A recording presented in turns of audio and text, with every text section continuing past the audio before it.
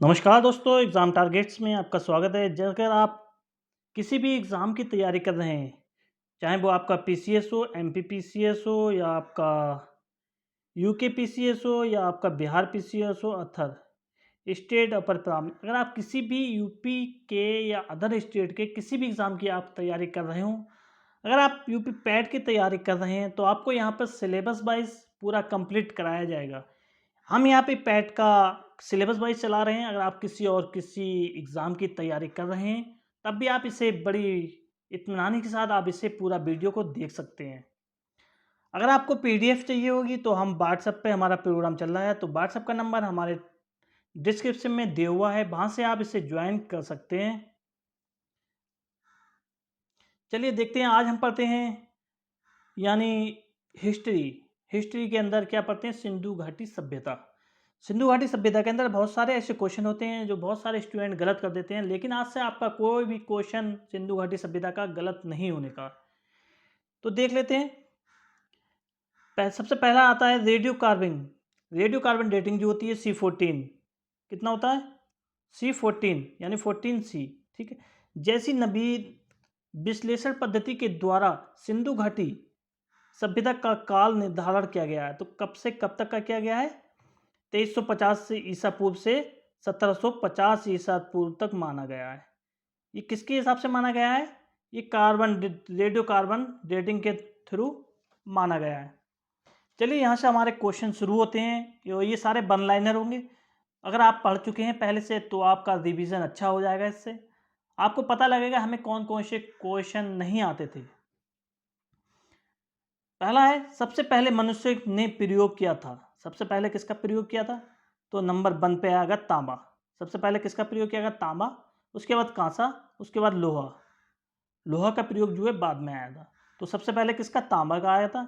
अगर आपसे पूछे सबसे पहले किसका प्रयोग किया था मनुष्य ने? तांबा। उसके बाद कांसा, उसके बाद लोहा आ जाएगा। नेक्स्ट आता है मिट्टी की बनी घोड़े की आकृति। मिट्टी की बनी घोड़े की आकृति कहाँ से प्राप्त हुई है? कहाँ से प्राप्त हुई है? तो मोहनजोदड़ो से प्राप्त हुई है। मोहनजोदड़ो से प्राप्त हुई है। क्या हुई है आपकी?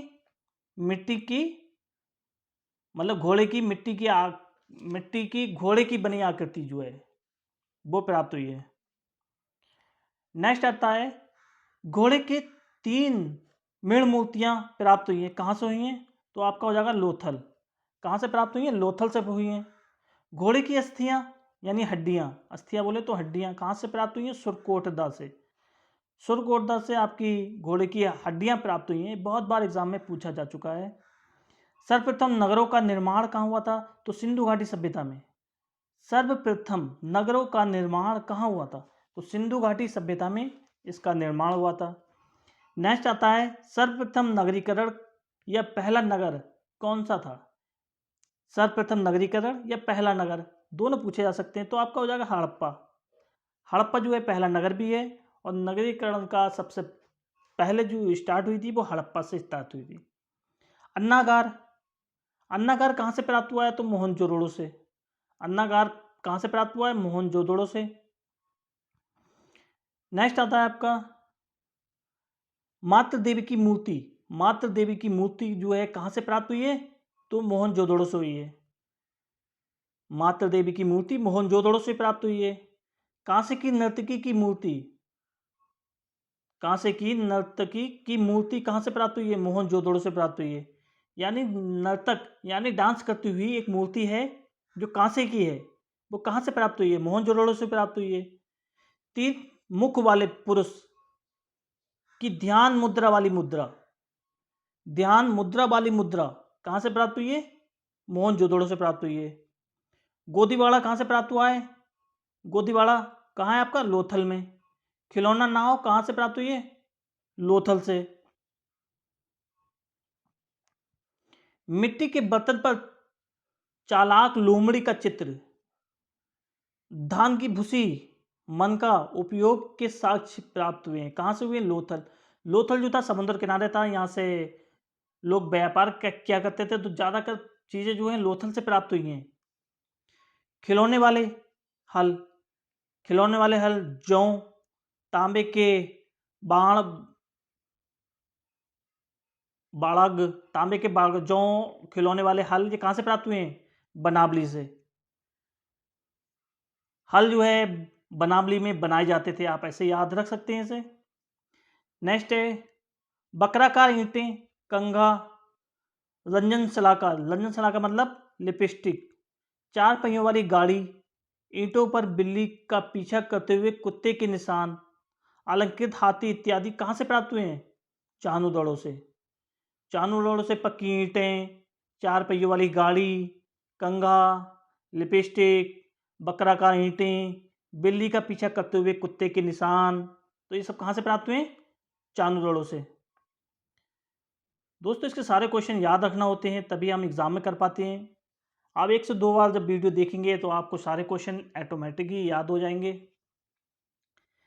ताबूतों के समाधान के साक्ष्य, ताबूतों के समाधान के साक्ष्य थे कब्रिस्तान, R37, R37, शंख का बना बैल, शंख का बना बैल, पीतल की इक्का गाड़ी, पीतल की इक्का गाड़ी, मजदूरों के आवास, कागज के साक्ष्य कहाँ से प्राप्त हुए हैं?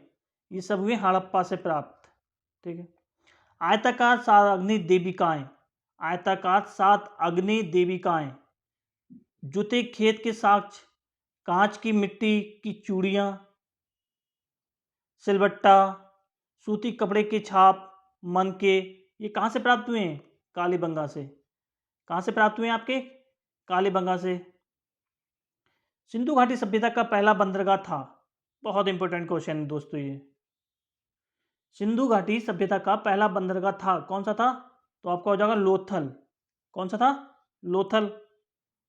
नेक्स्ट आता है आपका सिंधु घाटी सभ्यता में सबसे बड़ा स्नानागार मिला है, कहाँ से मिला है? मोहनजोदड़ो से। भारत का प्रथम नगर था, भारत का प्रथम नगर कौन सा था? हड़प्पा। सिंधु घाटी सभ्यता समान थी, किसके समान थी? तो मिस्र, मेसोपोटामिया व चीन के समान थी। मिस्र, मेसोपोटामिया व चीन की सभ्यता के समान थी।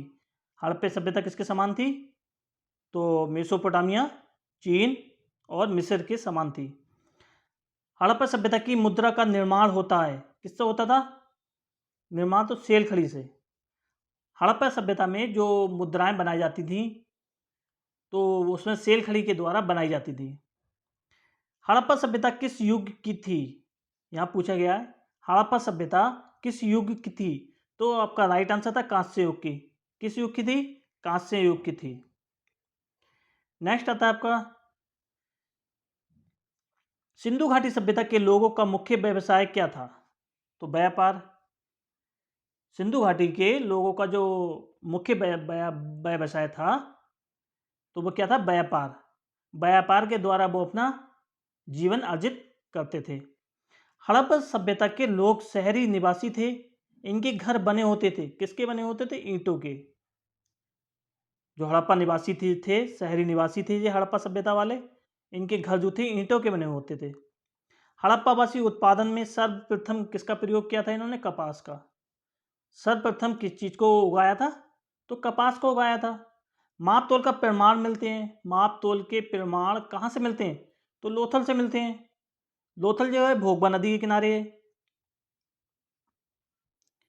हड़प्पा सभ्यता की सम्मुख क्षेत्र आकार था, हड़प्पा सभ्यता का संपूर्ण क्षेत्र का आकार था कैसा था? तो त्रिभुजाकार। कैसा था? त्रिभुजाकार था। हाल ही में जोते गए खेत के साक्ष्य मिले हैं, यानी जुते हुए खेत के साक्ष्य कहाँ से मिले हैं? कालीबंगा से। कहाँ से मिले हैं? कालीबंगा से मिले हैं। नेक्स्ट सिंधु घाटी सभ्यता में बृहत स्नानागार मिला है, कहाँ से मिला? मोहनजोदड़ो से। जो सबसे बड़ा बृहत मतलब सबसे बड़ा स्नानागार मिला है, कहाँ से मिला है? मोहनजोदड़ो से मिला है। नेक्स्ट है चांदी की उपलब्धता का प्रथम साक्ष्य मिले हैं, कहाँ से मिले हैं? चांदी के प्रथम साक्ष्य कहाँ से मिले हैं? तो हड़प्पा सभ्यता से मिले हैं। चांदी के प्रथम साक्ष्य कहाँ से मिले? हड़प्पा सभ्यता से।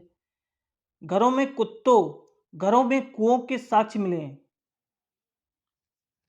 घरों में कुओं के साक्ष्य मिले हैं, तो कहाँ से मिले? मोहनजोदड़ो से। घरों में जो कुओं के साक्ष्य मिले हैं कहाँ से मिले? मोहनजोदड़ो से मिले हैं।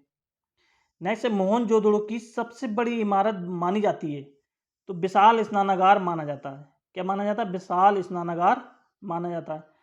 तांबे का रथ मिला है, तांबे का रथ मिला कहाँ है, कहाँ से मिला, दायमाबाद, दायमाबाद से मिला। दायमाबाद कहाँ है, महाराष्ट्र में। तांबे का रथ मिला है जो कहाँ से मिला, दायमाबाद से मिला। दायमाबाद कहाँ है, महाराष्ट्र में। नेक्स्ट, नृत्य मुद्रा वाली स्त्री की कांसे की मूर्ति मिली है, तो कहाँ से मिली, मोहनजोदड़ो से। कांसे की मूर्ति जो मुद्रा वाली है, नृत्य मुद्रा वाली स्त्री की कांसे की मूर्ति मिली है, मोहनजोदड़ो से मिली है। नेक्स्ट आता है, मनुष्य के साथ पालतू जानवरों यानी कुत्ते को दफनाने के साक्ष्य मिले हैं, कहाँ से मिले, बुर्ज होम से मिले। कहाँ से मिले, बुर्ज होम से मिले। नेक्स्ट आता है, गलत आवास के साक्ष्य मिले। गलत आवास, गलत मतलब गड्ढे के अंदर घर बना के रहा करते थे, कहाँ से मिले, बुर्ज होम से मिले। प्राचीन कृषि के साक्ष्य मिले। प्राचीनतम कृषि के साक्ष्य मिले, कहाँ से मिले, मेहरगढ़ से। कहाँ से मिले हैं, मेहरगढ़ से। धान की खेती के प्राचीनतम साक्ष्य मिले हैं, कहाँ से मिले हैं, कोल्डिवा। कोल्डिवा कहाँ है, ये उत्तर प्रदेश में। धान की खेती के प्राचीनतम साक्ष्य कहाँ से मिले हैं, कोल्डिवा से। कोल्डिवा कहाँ है आपका, उत्तर प्रदेश में है। नेक्स्ट आता है, मोहनजोदड़ो की तरह लोथल का भी अर्थ है मुर्दों का टीला, खंबात की खाड़ी के पास भोगवा नदी और साबरमती नदियों के बीच स्थल है, क्या है, लोथल। मोहनजोदड़ो की तरह लोथल का भी अर्थ है, क्या है, मुर्दों का टीला, खंबात की खाड़ी के पास भोगवा और सरस्वती नदियों के बीच में स्थित क्या है, लोथल। भारत का सबसे पुराना बंदरगाह है, कौन सा है, सबसे पुराना बंदरगाह, लोथल। सबसे पुराना बंदरगाह कौन सा है, वो है आपका लोथल। नेक्स्ट आता है, सर्वाधिक अभिलेख युक्त मोहरें मिली हैं, कहाँ से मिली हैं, हड़प्पा से। सर्वाधिक अभिलेख युक्त मोहरें कहाँ से मिली हैं, हड़प्पा से। चावल का प्रमाण मिला है लोथल से। चावल के प्रमाण कहाँ से मिले, लोथल से। साइन बोर्ड, जलाशय, स्टेडियम के साक्ष्य कहाँ से मिले, धोलावीरा से। आपसे पूछा जा चुका है बहुत बार, ये स्टेडियम के साक्ष्य कहाँ से मिले, धोलावीरा से। नेक्स्ट आता है, चेस बोर्ड का साक्ष्य मिला है। चेस बोर्ड के साक्ष्य जो कहाँ से मिले, रोजदी से। चेस बोर्ड के साक्ष्य कहाँ से मिले, रोजदी से। खिलौना बनाने का कारखाना मिला है। खिलौना बनाने का कारखाना कहाँ से मिला है, चानूदड़ो से। चानूदड़ो से खिलौना बनाने का कारखाना मिला है। बारहसिंगा के साक्ष्य मिले हैं। बारहसिंगा के साक्ष्य कहाँ से मिले, आमरी से। बारहसिंगा के साक्ष्य आमरी से मिले हैं। नापतोल की इकाई 16 के अनुपात में थी, कहाँ की थी, सिंधु घाटी सभ्यता में। कहाँ में थी, सिंधु घाटी सभ्यता में नापतोल की इकाई जो थी वो 16 के अनुपात में थी। आपसे पूछा जा सकता है सिंधु घाटी सभ्यता की नापतोल की इकाई किस अनुपात में थी, तो आप बता दोगे 16 के अनुपात में थी। भारत में चांदी सर्वप्रथम पाई गई है सिंधु घाटी सभ्यता में, तो चांदी सर्वप्रथम कब पाई गई है, सिंधु घाटी सभ्यता में पाई गई है। नर्तकी की एक लघु प्रतिमा मिली है, माना जाता है कि ये 4000 वर्ष पुरानी है, कहाँ से मिली है, मोहनजोदड़ो से। मोहनजोदड़ो से ये प्रतिमा मिली है, 4000 पुरानी मानी जाती है। नर्तकी की एक लघु प्रतिमा मिली है। एक दाढ़ी वाले पुरोहित राजा की मूर्ति मिली है, कहाँ से मिली है, तो मोहनजोदड़ो से मिली है। एक दाढ़ी वाले पुरोहित राजा की मूर्ति मिली है, मोहनजोदड़ो से मिली है। डाकयार्ड, जहाज बनाने का स्थान, डाकयार्ड था, कहाँ था, लोथल में। तो आपको पता होना चाहिए लोथल जो है समुद्र के किनारे है, तो लोथल आपका क्या हो गया, डाकयार्ड। कहाँ मिला, लोथल में। लकड़ी के चबूतरों में दफनाया जाता था। लकड़ी के ताबूतों में दफनाया जाता था, किसे दफनाया जाता था, तो जो मृतक हो जाते थे उन्हें लकड़ी के ताबूतों में दफनाया जाता था पहले। अभी तक नहीं पढ़ा जा सकता है, तो कौन सी ऐसी लिपि है जिसे नहीं पढ़ा जा सकता है, तो सिंधु घाटी की लिपि जो है वो अभी तक नहीं पढ़ी जा सकती है। नेक्स्ट देखेंगे,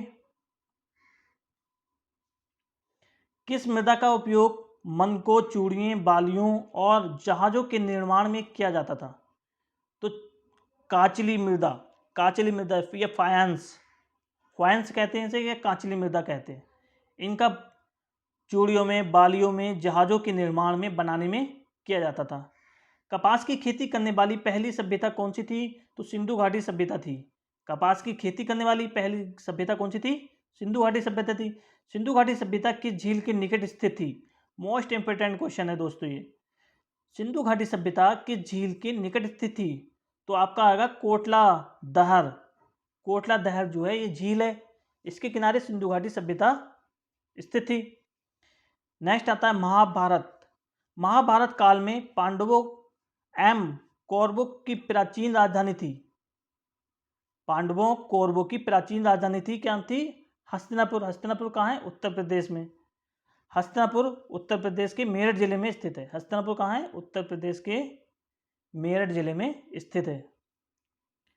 नेक्स्ट आता है सिंधु घाटी सभ्यता विकसित हुई थी। ये कब विकसित हुई थी? भारतीय उपमहाद्वीप के पश्चिमी उत्तर भाग में। कहाँ विकसित हुई थी? सिंधु घाटी सभ्यता विकसित हुई थी। कहाँ पे विकसित हुई थी? भारतीय उपमहाद्वीप में पश्चिमी भाग में। भारतीय उपमहाद्वीप के पश्चिमी भाग में ये विकसित हुई थी। नेक्स्ट आता है भारतीय उपमहाद्वीप स्थित है। भारतीय उपमहाद्वीप स्थित है तो दक्षिण एशिया में। कौन सी एशिया में स्थित है? दक्षिण एशिया में स्थित है। क्या स्थित है? भारतीय उपमहाद्वीप। भारतीय उपमहाद्वीप में शामिल देश कौन कौन से हैं? आपसे पूछा जा सकता है भारतीय उपमहाद्वीप में कौन कौन से देश शामिल हैं? तो बांग्लादेश है, भूटान है, भारत है, मालदीव है, नेपाल है, पाकिस्तान और श्रीलंका। ये सब किस में आते हैं? भारतीय उपमहाद्वीप में आते हैं। नेक्स्ट आता है मेसोपोटामिया सभ्यता का विकास हुआ था। मेसोपोटामिया सभ्यता का जो विकास हुआ है वो कहाँ पे हुआ है? तो जो आपका दजला एवं फरात नदियों के किनारों पे हुआ है। वर्तमान में कहाँ है? इराक और कुवैत के क्षेत्र में है।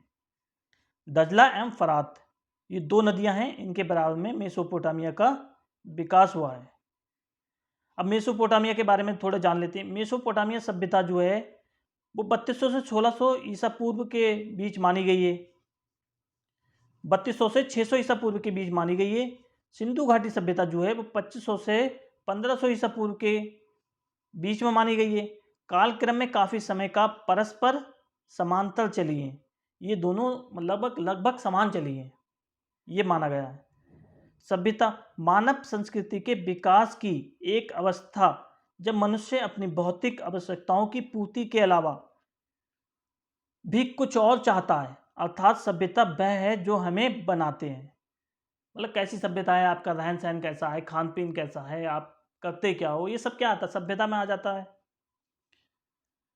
नेक्स्ट आता है आपका संस्कृति। संस्कृति क्या होती है? संस्कृति लोगों की विशेषताएं होती हैं जो मानव के समूह द्वारा निर्मित जीवन जीने के तरीकों को दर्शाती हैं और एक पीढ़ी से दूसरी पीढ़ी तक पोषित होता है, उसे संस्कृति कहा जाता है। अर्थात संस्कृति वह है जो हम भारतीय उपमहाद्वीप का सबसे पुराना नगर है हड़प्पा, रावी नदी किनारे है हड़प्पा। सबसे पुराना नगर कौन सा है? हड़प्पा। हड़प्पा की संस्कृति चलती आई, उसके बाद लगभग चेंज होती चली गई। आज की जनरेशन जो कर रही है वो आने वाली जनरेशन कुछ ना कुछ चेंज कर देगी थोड़ा बहुत, तो ये क्या संस्कृति चली आती है। नेक्स्ट है हड़प्पा संस्कृति फैली हुई है। ये बहुत इंपॉर्टेंट क्वेश्चन है, कहाँ कहाँ फैली हुई है? तो सिंधु मतलब सिंध में, बलूचिस्तान, पंजाब, हरियाणा, पश्चिमी उत्तर प्रदेश, जम्मू कश्मीर, राजस्थान में। कहाँ कहाँ फैली हुई है हड़प्पा संस्कृति? सिंध में फैली हुई है, बलूचिस्तान में, पंजाब में, हरियाणा में, पश्चिम में, उत्तर प्रदेश में एंड जम्मू और उत्तरी राजस्थान में ये हड़प्पा संस्कृति जो है फैली हुई है। मोहनजोदड़ो के दुर्ग का सबसे प्रसिद्ध स्मारक कौन सा है? स्नान कुंड। मोहनजोदड़ो जो है जिसे मृतकों का टीला भी कहा जाता है, ये इसकी सबसे प्रसिद्ध स्मारक कौन सा है? तो स्नान कुंड है। सिंधु घाटी सभ्यता का उद्भव हुआ था, कब हुआ था? ताम्रपाषाण काल में। सिंधु घाटी सभ्यता का उद्भव कब हुआ था? ताम्रपाषाण काल में। सिंधु घाटी सभ्यता का भारतीय उपमहाद्वीप किस दिशा में उद्भव हुआ था? सिंधु घाटी सभ्यता का भारतीय उपमहाद्वीप से किस दिशा में उद्भव हुआ था? तो पश्चिमी उत्तर दिशा में। क्या है? पश्चिम उत्तर दिशा में ये आपका विकसित हुआ था। नेक्स्ट आता है आपका सिंधु घाटी सभ्यता के कौन से स्थल कर्क रेखा के सर्वाधिक निकट है? ये बहुत बार पूछा जा सका है पीसीएस में। सिंधु घाटी सभ्यता के कौन से स्थल कर्क रेखा के सर्वाधिक निकट हैं? यानी लोथल और धोलावीरा, ये दोनों जो हैं कर्क रेखा के निकट हैं। सबसे पहले निकट कौन सा है? लोथल, उसके बाद आता है धोलावीरा।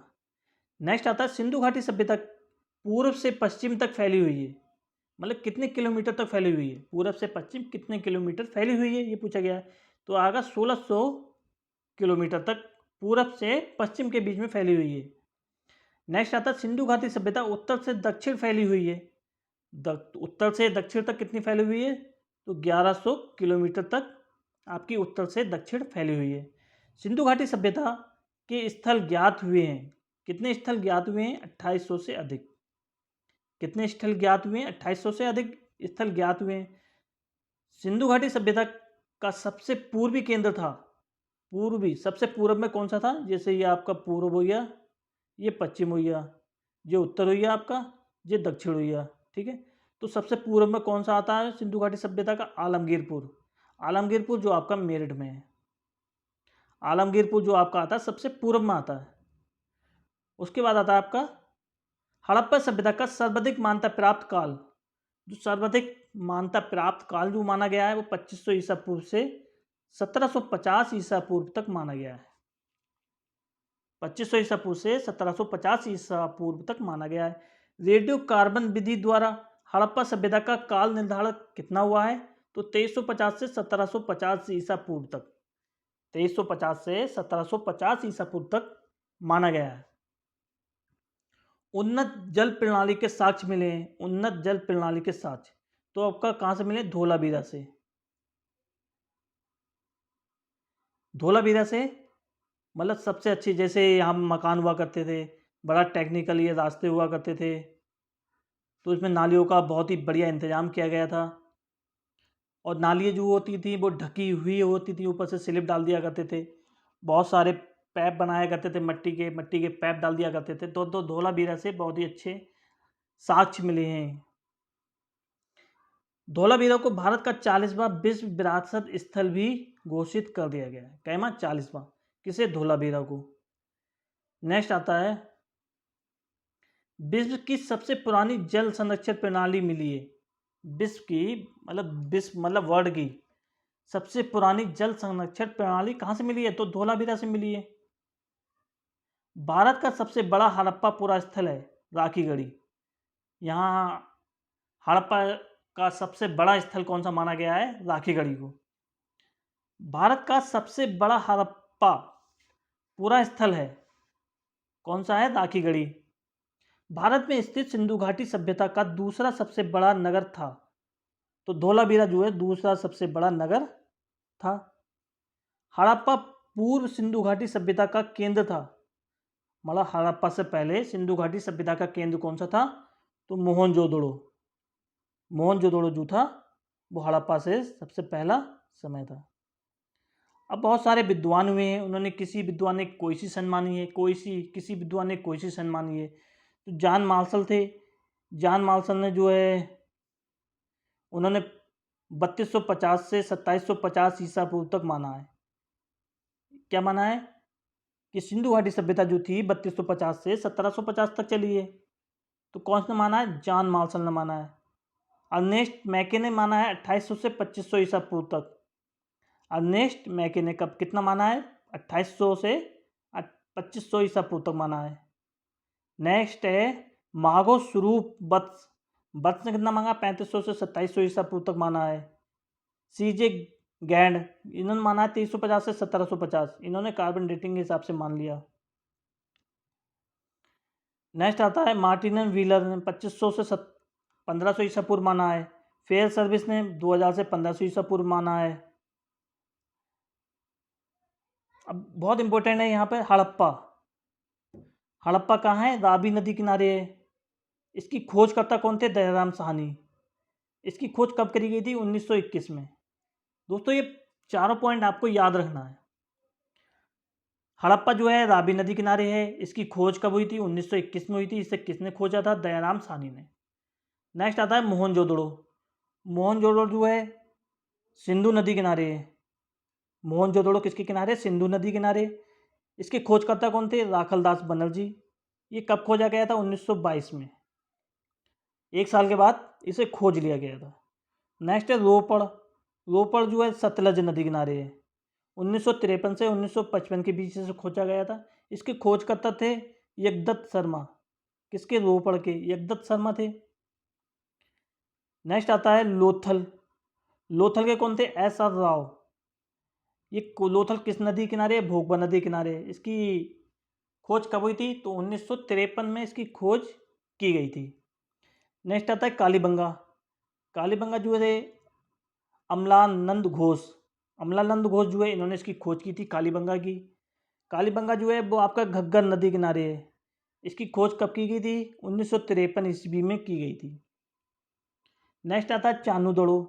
चानूदड़ो की किस नदी किनारे है? तो ये भी सिंधु नदी किनारे है। 1931 में इसकी खोज की गई थी। इसकी खोजकर्ता कौन थे? N G Majumdar. N G Majumdar जो थे इसके खोजकर्ता थे। तो ये दोस्तों ये याद रखना है। रंगपुर। रंगपुर किस नदी किनारे है?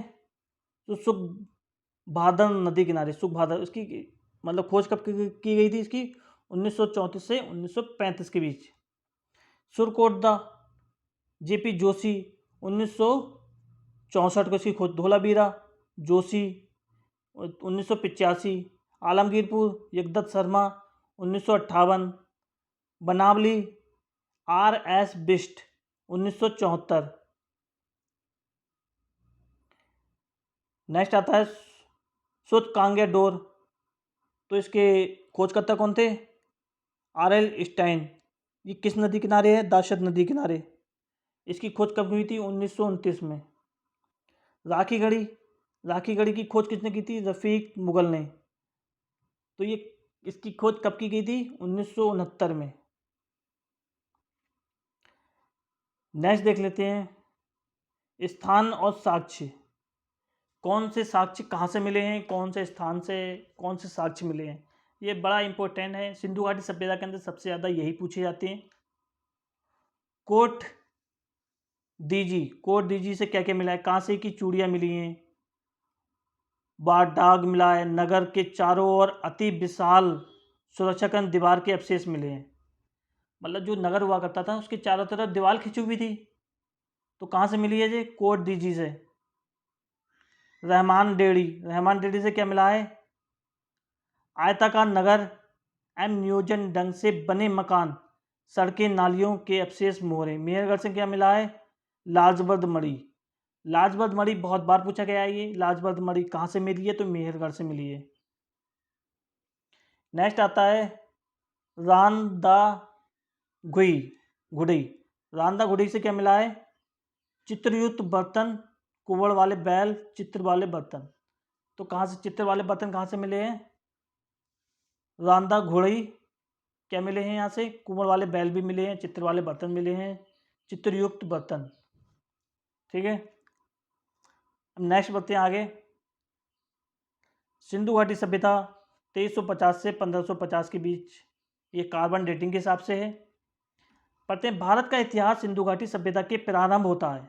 भारत का इतिहास जो है सिंधु घाटी सभ्यता से प्रारंभ होता है, जिसे हम हड़प्पा सभ्यता के नाम से भी जानते हैं। ठीक है, ये सभ्यता दक्षिण एशिया के पश्चिमी भाग में फैली हुई है,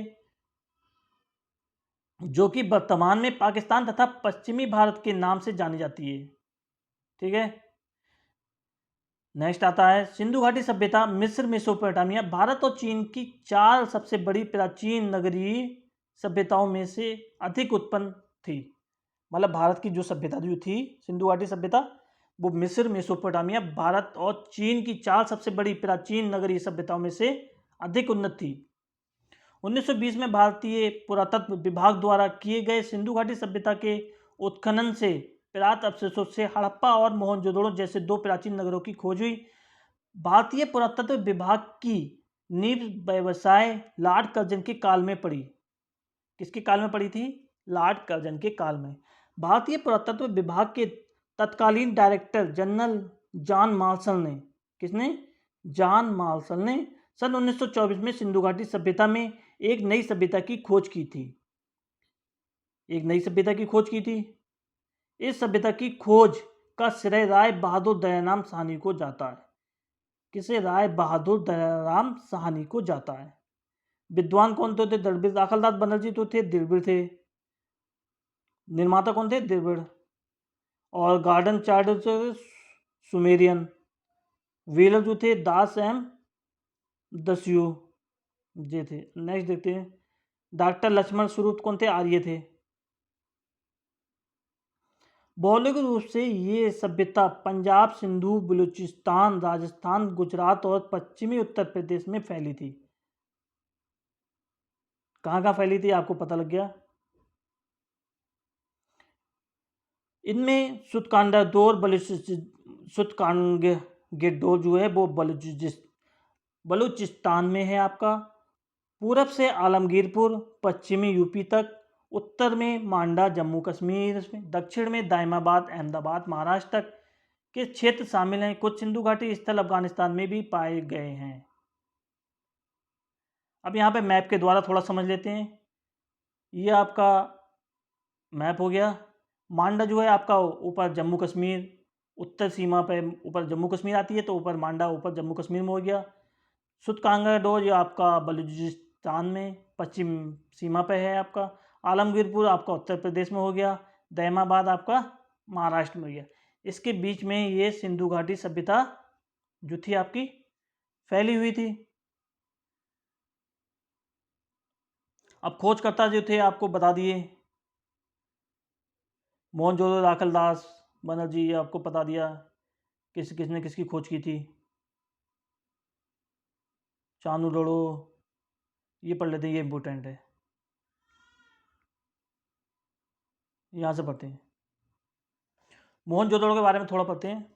सारे नगर दिए हैं, इनके बारे में हल्का हल्का पढ़ेंगे। जिसका सिंधी भाषा में आशय मृतकों का टीला होता है। सिंधी प्रांत का कर मतलब लड़काना जिले में स्थित सैंधव सभ्यता का महत्वपूर्ण स्थान है। यहाँ से बृहत स्नानागार, अन्नागार के अवशेष, पुरोहित की मूर्तियाँ इत्यादि मिले हैं। क्या क्या मिला है यहाँ से आप देख लीजिएगा। अन्नागार मिला है, बृहत स्नानागार मिला है यहाँ से, और पुरोहित की मूर्तियाँ आदि मिली है। कहाँ से मिली है? मोहनजोदड़ो से। नेक्स्ट आता है हड़प्पा। हड़प्पा के बारे में थोड़ा पढ़ लेते हैं। ये पहला स्थान था जहाँ से सैंधव सभ्यता के संबंध में प्रथम जानकारी मिली। ये पाकिस्तान के पश्चिमी पंजाब प्रांत में मांटगोमरी जिले में रावी नदी के तट पर स्थित है। यहाँ से प्राप्त वस्तुएं और इनके क्षेत्र विस्तार के कारण ये सैंधव काल का प्रमुख नगर था। पिगट महोदय ने इसे औद्योगिक नगर कहा है। औद्योगिक नगर भी इसे कहा है। चानूदड़ो के बारे में पढ़ लेते हैं। ये सैंधव नगर मोहनजोदड़ो से 130 किलोमीटर दक्षिण में सिंध प्रांत में स्थित था। कहाँ से? 130 किलोमीटर दक्षिण में सिंध प्रांत में। इसकी खोज 1934 ईस्वी में N.G. मजूमदार ने की तथा 1935 में मैके द्वारा यहाँ उत्खनन कराया गया। यहाँ के मनके बनाने का कारखाना, बटखरे तथा कुछ उच्च कोटि की मोहरें मिली हैं। यही एकमात्र ऐसा सैंधव स्थल है जो दुर्गीकृत नहीं है। चानूदड़ो सिर्फ एक ऐसा स्थल है। लोथल के बारे में पढ़ लेते हैं। ये नगर गुजरात के खंभात की खाड़ी में भोगवा नदी के किनारे स्थित है, जो महत्वपूर्ण सैंधव स्थल तथा बंदरगाह नगर भी था। यहाँ से गोदी यानी डाकयार्ड के साक्ष्य मिले हैं। लोथल में नगर का 2 भागों में विभाजन होकर एक ही रक्षा प्राचीर से पूरे नगर को दुर्गीकृत किया गया था। ठीक है, पूरा नगर जो था दुर्गीकृत था। अब कालीबंगा को पढ़ लेते हैं। कालीबंगा का शाब्दिक अर्थ होता है काले रंग की चूड़ियाँ। ये सैंधव नगर स्थित राजस्थान के हनुमानगढ़ जिले में घग्गर नदी के किनारे स्थित है। यहाँ के भवनों का निर्माण कच्ची ईंटों द्वारा हुआ था। यहाँ से अलंकृत ईंटों के साक्ष्य मिले हैं। चूड़ियाँ वगैरह यहीं से मिली है कालीबंगा से। जुते खेत, अग्नि देविका, सेलखड़ी तथा मिट्टी के मोहरे एवं मृदभाड़ का उत्खनन से प्राप्त हुई। मृदभाड़ यहाँ से कहाँ से? कालीबंगा से प्राप्त हुए हैं। सुतकांगेडोर पढ़ लेते हैं। सैंधव सभ्यता का एक सुदूर पश्चिम स्थल पाकिस्तान में बलूचिस्तान प्रांत में स्थित ये सैंधव सभ्यता का पश्चिम में अंतिम बिंदु है। यहाँ से एक किले का साक्ष्य मिला है जिसके चारों ओर रक्षा प्राचीर निर्मित था। रक्षा कवच यानी चारों तरफ बंद हुआ था। कहाँ से? सूतकांगे डोल से। बनावली के बारे में, हरियाणा के हिसार जिले में स्थित इस स्थल में कालीबंगा की तरह हड़प्पा पूर्व से हड़प्पा कालीन दोनों संस्कृतियों के अवशेष मिले हैं। आपसे पूछा जा सकता है कि दोनों संस्कृतियों के अवशेष कहाँ से मिले हैं, तो बनावली से मिले हैं। यहाँ से अग्नि देवी का लाजबर्द मणि, मन के हाल की आकृति, तिल सरसों का ढेर, अच्छी किस्म के और जौ नालियों की विशिष्ट तांबे का बाण आदि मिले हैं। नेक्स्ट पढ़ते हैं अब नगरीय योजना और विन्यास। हड़प्पाई सभ्यता अपनी नगरीय योजना प्रणाली के लिए जानी जाती है। मोहनजोदड़ो और हड़प्पा नगरों में अपने अपने दुर्ग थे जो नगर के कुछ ऊंचाई पर स्थित होते थे, जिसे अनुमानन उच्च वर्ग के लोग निवास करते थे। दुर्ग के नीचे सामान्यतः ईंटों से निर्मित नगर होते थे जिसमें सामान्य लोग निवास करते थे। ऊंचे लोग थे ऊंचे पहाड़ी पे निवास करते थे, जो सामान्य लोग होते थे वो नीचे निवास करते थे। हड़प्पा सभ्यता की एक ध्यान देने योग्य बात यह भी है कि सभ्यता में ग्रिड प्रणाली मौजूद थी जिसके अंतर्गत सड़कें एवं एक दूसरे को समकोण पर काटती थी। अन्न भंडारों का निर्माण हड़प्पा सभ्यता के नगरों की प्रमुख विशेषता थी। अन्न भंडारों का निर्माण हड़प्पा सभ्यता के नगरों की प्रमुख विशेषता मानी गई है। जली हुई ईंटों का प्रयोग हड़प्पा सभ्यता की एक प्रमुख विशेषता थी, क्योंकि समकालीन मिस्र के मकानों के निर्माण के लिए शुष्क ईंटों का प्रयोग होता था। हड़प्पा सभ्यता की जल निकासी प्रणाली बहुत ही प्रभावी थी, यानी बहुत ही बढ़िया थी। हर छोटे और बड़े घर के अंदर स्वयं का स्नानागार और आंगन होता था। जो भी घर होता था उसका अपना नहाने का स्थान और अपना आंगन हुआ करता था। कालीबंगा से बहुत से घरों में कुएं नहीं पाए जाते हैं। कालीबंगा एक ऐसा था जहाँ से बहुत से घरों में कुएं नहीं पाए जाते हैं। कुछ स्थान जैसे लोथल और धोलावीरा में संपूर्ण विन्यास मजबूत और नगर दीवारों द्वारा भागों में विभाजित थी। अब कृषि के बारे में पढ़ते हैं। कृषि कैसी थी वहाँ की हड़प्पा सभ्यता की? हड़प्पाई गांव मुख्य पिलावन मैदानों में पास स्थित थे जो पर्याप्त मात्रा में अनाज का उत्पादन करते थे। जो मैदानों पास थे वो अनाज का उत्पादन करते थे। गेहूं, जौ, सरसों, तिल, मसूर आदि का उत्पादन होता था। गुजरात के कुछ स्थानों से बाजरा उत्पादन के संकेत भी मिले हैं, जबकि यहाँ चावल के प्रयोग के संकेत तुलनात्मक रूप से बहुत ही दुर्लभ मिले हैं। चावल बहुत ना के बराबर मिले हैं और बाकी सारे साक्ष्य मिले हैं। सिंधु सभ्यता के मनुष्य ने सर्वप्रथम कपास की खेती प्रारंभ की थी। वास्तविक कृषि परंपराओं को पुनर्निर्मित करना कठिन होता है, क्योंकि कृषि की प्रधानता का मापन इसके अनाज उत्पादन क्षमता के आधार पर किया जाता था। मोहरों और टेराकोटा की मूर्तियां पर सांड के चित्र मिले हैं। मोहरों और टेराकोटा की मूर्तियों पर सांड के चित्र मिले हैं तथा पुरातात्विक खुदाई से बैलों से जुते हुए खेत के साक्ष्य मिले हैं। हड़प्पा सभ्यता के अधिकतम स्थान अर्ध शुष्क क्षेत्रों में मिले हैं जहाँ खेती के लिए सिंचाई की आवश्यकता होती थी। वहीं पर लोग अपना घर बनाते थे जहाँ पर सिंचाई की आवश्यकता होती थी। नहरों के अवशेष हड़प्पाई स्थल सोतुगई अफगानिस्तान में पाई गई हैं, लेकिन पंजाब और सिंध में नहीं है। नहरों के अवशेष जो हैं हड़प्पा स्थल से सुरतगुई अफगानिस्तान में पाए गए हैं, लेकिन पंजाब और सिंध में नहीं है। हड़प्पाई लोग कृषि के साथ साथ बड़े पैमाने पर पशुपालन भी करते थे। घोड़े के साथ सूक्ष्म रूप से मोहनजोदड़ो और लोथल की एक संयुक्त टेराकोटा की मूर्ति में मिले हैं। हड़प्पाई संस्कृति किसी भी स्थिति में आशय केंद्रित नहीं थी। अब अर्थव्यवस्था के बारे में पढ़ लेते हैं इसकी।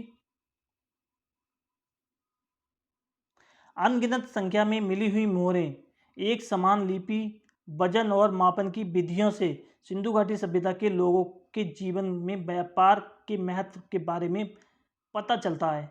हड़प्पाई लोग पत्थर, धातुओं, सीप या शंख का व्यापार करते थे। पत्थर का, धातुओं का, सीप का व्यापार करते थे।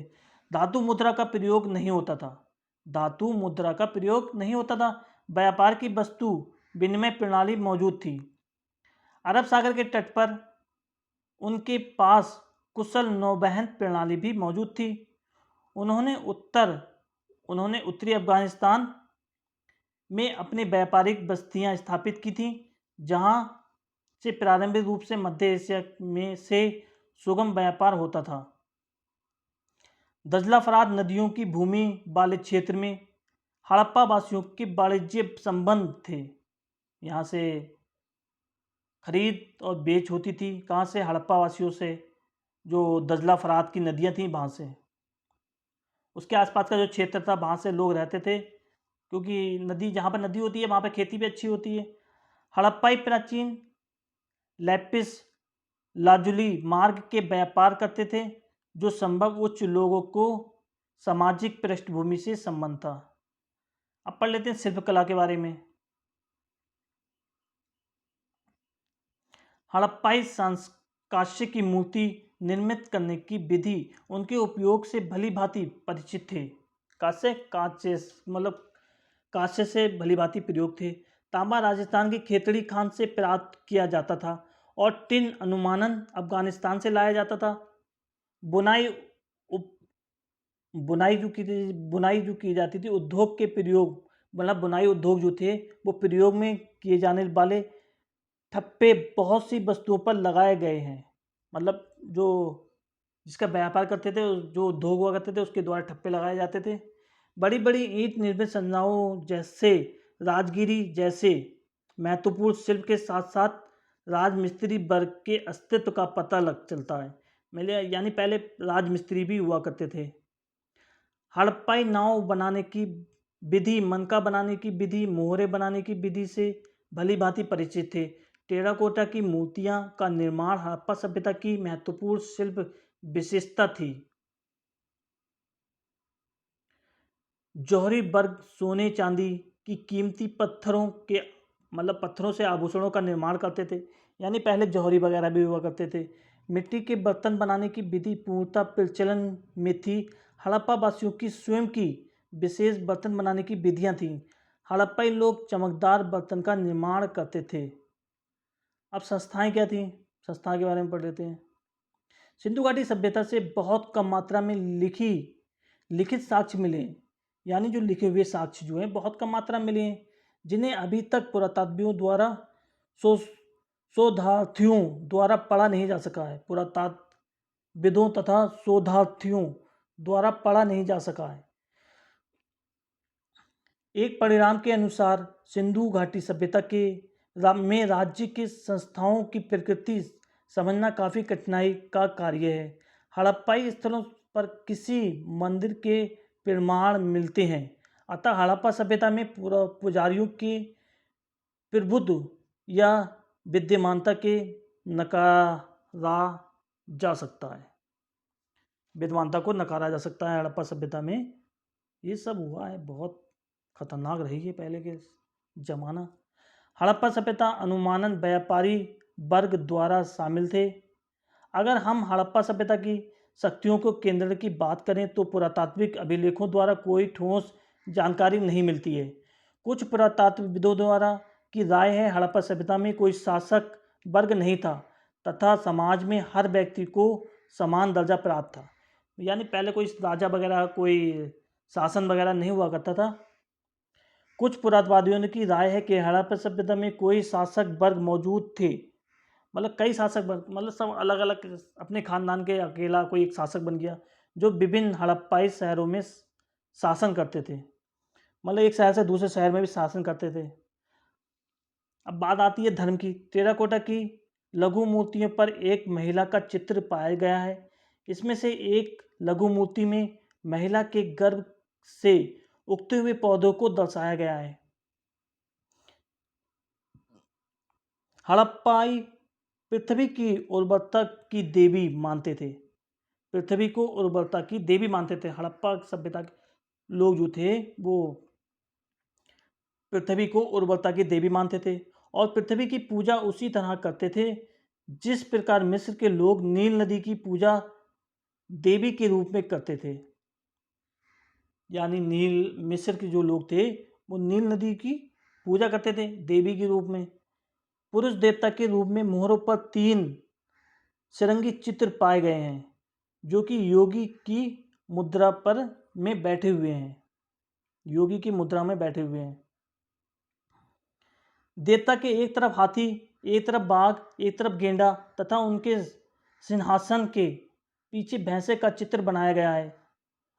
उनके पैरों के पास 2 हिरणों के चित्र हैं।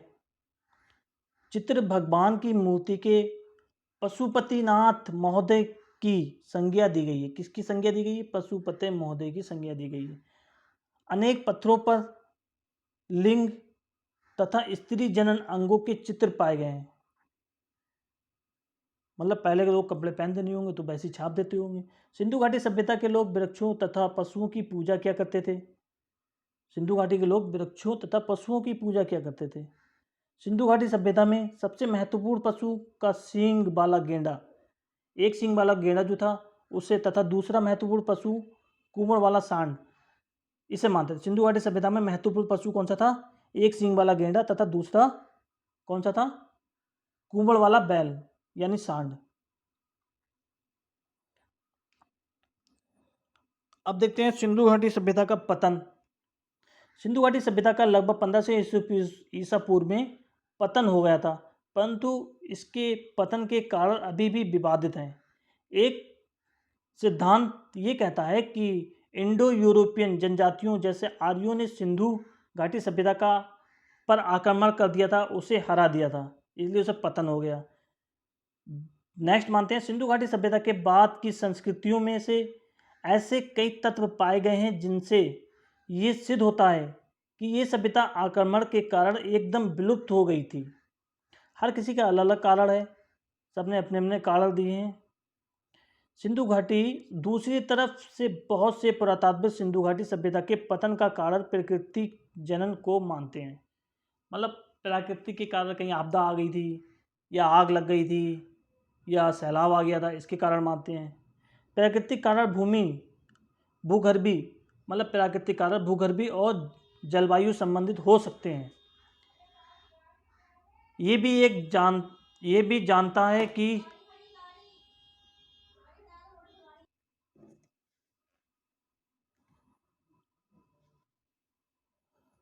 ये भी कहा जाता है कि सिंधु घाटी सभ्यता क्षेत्र के अत्यधिक विवर्तनिकी विक्षोभों की उत्पत्ति हुई, जिसके कारण अत्यधिक मात्रा में भूकंपों की उत्पत्ति हुई। इसके कारण सिंधु घाटी सभ्यता का पतन हुआ। एक प्राकृतिक कारण बलसर प्रतिमान का बदलाव भी हो सकता है। एक अन्य कारण ये भी हो सकता है कि नदियों द्वारा अपना मार्ग बदलने के कारण खाद्य उत्पादन क्षेत्रों में बाढ़ आ गई हो, इसके कारण लोग भूखे खत्म हो गए हों। इन प्राकृतिक आपदाओं को सिंधु घाटी सभ्यता के पतन का मंद गति से हुआ है, परंतु निश्चित कारण माना गया है। यानी ये माना गया है इसका पतन जो है वो हल्के हल्के आराम मंद गति से हुआ है।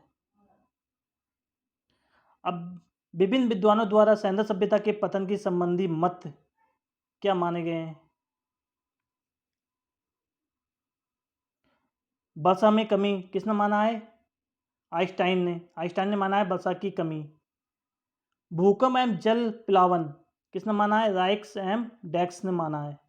घग्गर का सूख जाना ये डीपी अग्रवाल ने माना है। बाढ़ आना मैके एम एस आर राव ने माना है। नदी मार्ग में परिवर्तन जे एम एस बत्स से माना है। परिस्थिति संतुलन फेयर सर्विस ने माना है। आर्यों का आक्रमण गार्डन चाइल्ड एम व्हीलर ने माना है। गार्डन चाइल्ड एम व्हीलर ने कहा है कि हो सकता है आर्यों का आक्रमण हुआ हो। सिंधु निवासियों द्वारा आयातित वस्तुएं क्या थीं जो आयात करते थे? और कहाँ से आयात करते थे? वस्तु और स्थान। सोना जो था आपका वो अफ़गानिस्तान, ईरान, दक्षिण भारत। टिन जो थी ईरान और अफ़गानिस्तान। चाँदी जो थी ईरान, मेसोपोटामिया। लाजवद मणि थी तो वक्स वदक्सा, ठीक है। तांबा जो था खेतड़ी, राजस्थान, बलूचिस्तान। और आपका कीमती पत्थर जो था बलूचिस्तान, राजस्थान। यहाँ से इनका व्यापार हुआ करता था। और जो आपका फिरोजा, ये आपका ईरान से हुआ था। सेलखड़ी ईरान से हुआ करते थे। शिलाजीत जो है हिमालयन क्षेत्र से इसका व्यापार किया जाता था। तो दोस्तों सिंधु घाटी सभ्यता यहाँ पर समाप्त होती है। तो दोस्तों ये वीडियो कैसी लगी प्लीज़ कमेंट करके ज़रूर बताना। अगर आप हमारे व्हाट्सएप नंबर से जुड़ना चाहते हैं तो व्हाट्सएप पे हमारे पूरी इन्फॉर्मेशन आपको मिल जाएगी। व्हाट्सएप का नंबर जो है आप यहाँ से नोट कर सकते हैं, 9012987185। और आप मैसेज कर सकते हैं। किसी भी एग्ज़ाम के लिए आपको बेहतरीन तरीके से पढ़ना होगा। अब इसमें ऐसे इतने पॉइंट थे जो आपको नहीं पता थे दोस्तों, तो इसीलिए वो पॉइंट मिस हो जाते हैं आपके और आप परीक्षा में अच्छा नहीं कर पाते हैं। तो दोस्तों अब तक हमारा चैनल सब्सक्राइब नहीं किया है, चैनल सब्सक्राइब कर लेना, बेल आइकन दबा देना ताकि आने वाली वीडियो आपको सबसे पहले मिल सके। तब तक के लिए जय हिंद, जय भारत।